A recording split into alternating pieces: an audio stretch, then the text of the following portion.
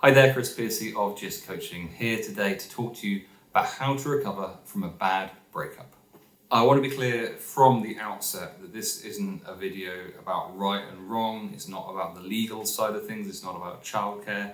This is all about the mental and mindset recovery following a bad breakup.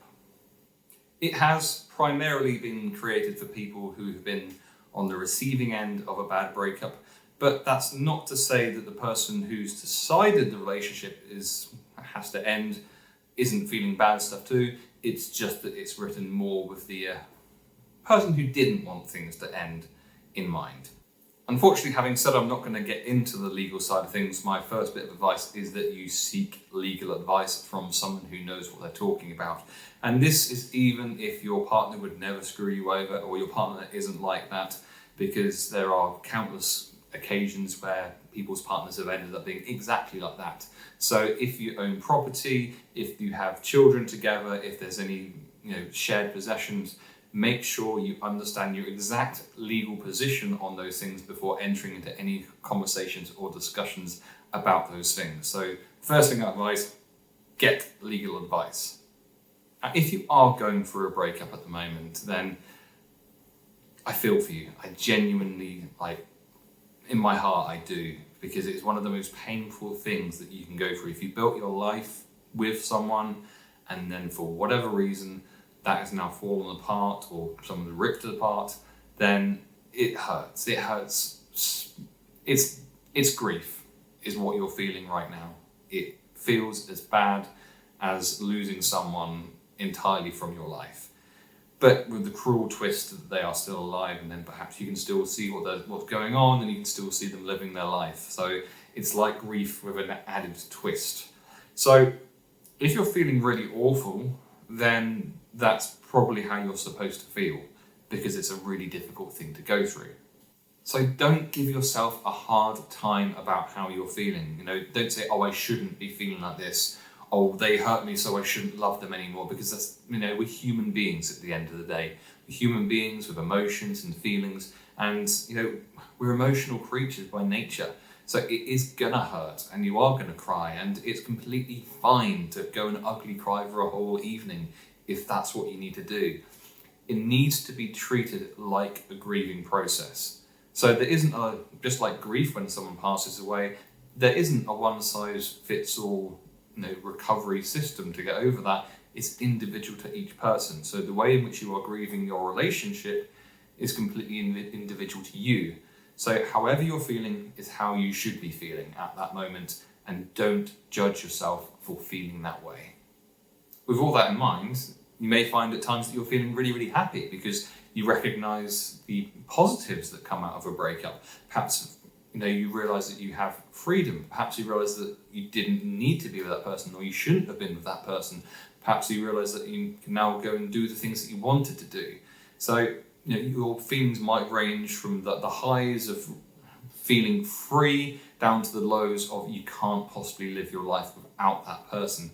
Every single one of those feelings, from the bad to the worst, the good to the great, they're all valid and should be processed with equal amounts of kind of honesty and belief in those feelings in those moments. You have every right to ugly cry. You have every right to feel sorry for yourself, particularly if you've been treated very, very badly or disrespected.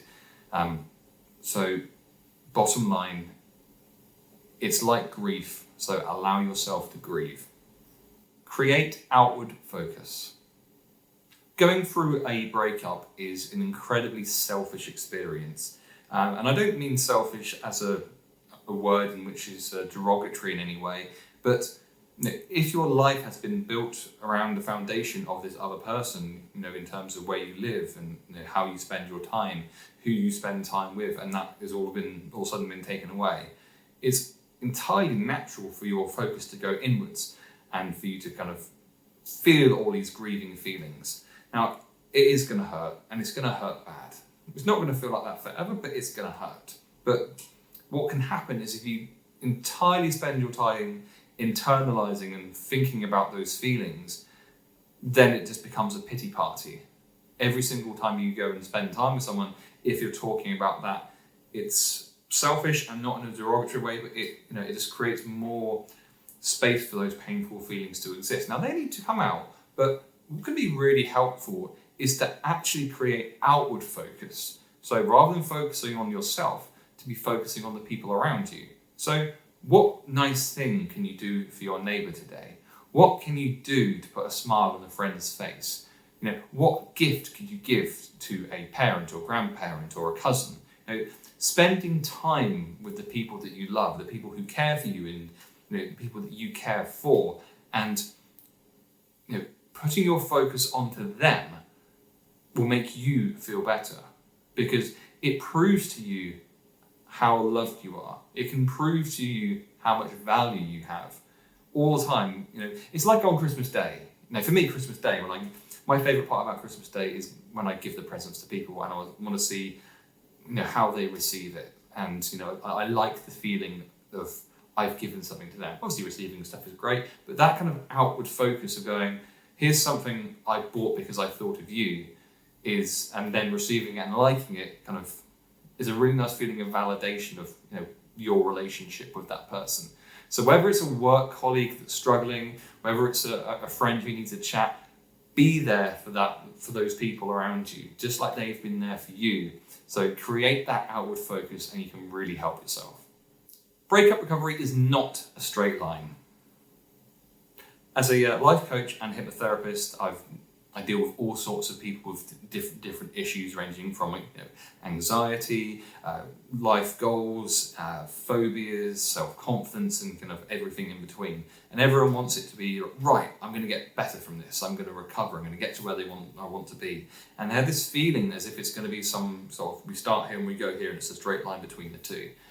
But this just simply isn't the case, and it isn't possible being a human who's emotional by nature.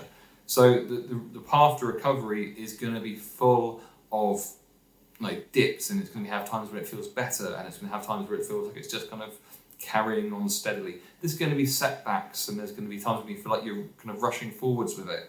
But don't be disheartened by at the times when it feels bad, because there are going to be times when you're going to be set off by something or other, where maybe you see a picture of your ex, maybe you see you're reminded of something, and it's going to make you feel sad, and maybe you dive into a pity party about it, but don't feel bad about that. The whole point is to be generally heading in the right direction with any form of recovery. So generally feeling like you're moving on from the relationship, even if there's dips along the way. That is completely normal. So make sure that you stay grounded in the trajectory that you're going on. So yeah, I'm generally heading in the right direction, and be aware that these dips and these difficult times and these setbacks are going to come along. And when they do come along, go, it's a bad day today, and that's okay. Tomorrow we start again. And even if the next day is a bad day, it's another bad day, and that's okay. We go again tomorrow.